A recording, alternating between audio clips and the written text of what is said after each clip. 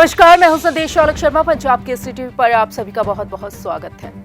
भारत देश में लिंग अनुपात को लेकर लगातार चर्चा होती रहती है। लोग अक्सर ये बात कहते हैं कि बहुत सारे लोग अभी भी लड़के की चाहत रखते हैं, लेकिन भारत काफी हद तक आगे निकल गया। आपको ये भी बता दें कि एक देश ऐसा भी है जो अभी भी इस मामले में पिछड़ा हुआ है, और उसमें नाम सबसे पहले चाइना का आता है।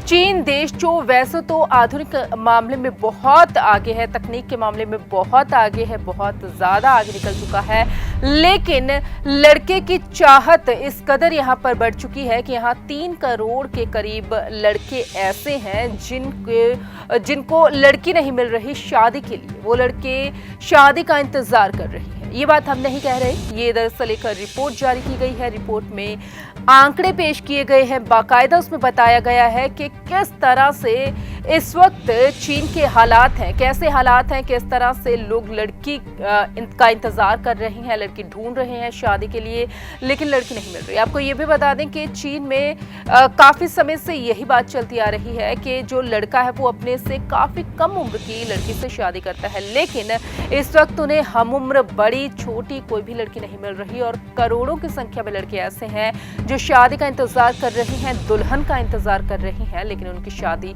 नहीं हो पा रही।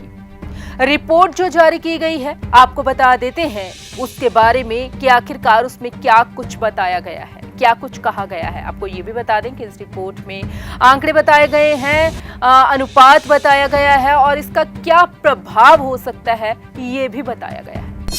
साउथ चाइना मॉर्निंग पोस्ट ने रिपोर्ट जारी की है। पिछले साल 1 करोड़ 20 लाख बच्चे पैदा हुए, जिनमें से प्रत्येक के 113.3 लड़कों पर मात्र 100 लड़कियां थी। ये चीन के 7वें राष्ट्रीय जनसंख्या आंकड़े हैं। 2010 में यह आंकड़ा 118.1 के अनुपात में 100 था, यानी कि ताजा जनगणना में लड़कियों की कुल आबादी में थोड़ी बढ़ोतरी हुई है। रिपोर्ट के मुताबिक चीन में आज भी ज्यादातर परिवार बेटे की जन्म की इच्छा रखते हैं। पिछले साल पैदा हुए 6 लाख लड़के बड़े होने पर अपनी ही उम्र का जीवन साथी नहीं ढूंढ पाएंगे। एक्सपर्ट्स का कहना है कि चीन की एक बच्चे की नीति का असर हुआ है। एक्सपर्ट्स का यह भी कहना है कि इसके कारण चीन की जनसंख्या वृद्धि दशकों से धीमी रही है।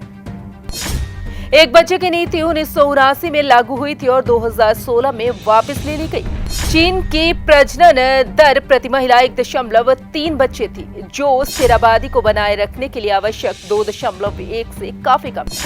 एक्सपर्ट्स का कहना है कि शादी के बिना लोगों की सेहत पर भी असर होगा। एक्सपर्ट्स के मुताबिक शादी के बिना पुरुषों को खराब शारीरिक और मनोवैज्ञानिक स्वास्थ्य का सामना करना पड़ेगा। आपको बता दें कि चीन की आबादी 2019 की तुलना में 0.53% बढ़कर 1.4117 अरब हो गई है।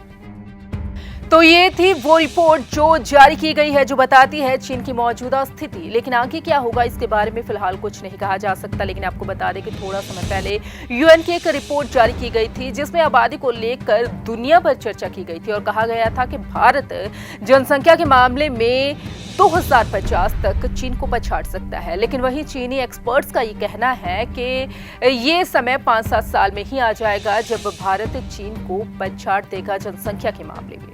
ऐसा होता है या नहीं, ये फिलहाल समय बताएगा, और इन हालातों से चीन कैसे उभरता है ये भी वक्त ही बताएगा। नमस्कार।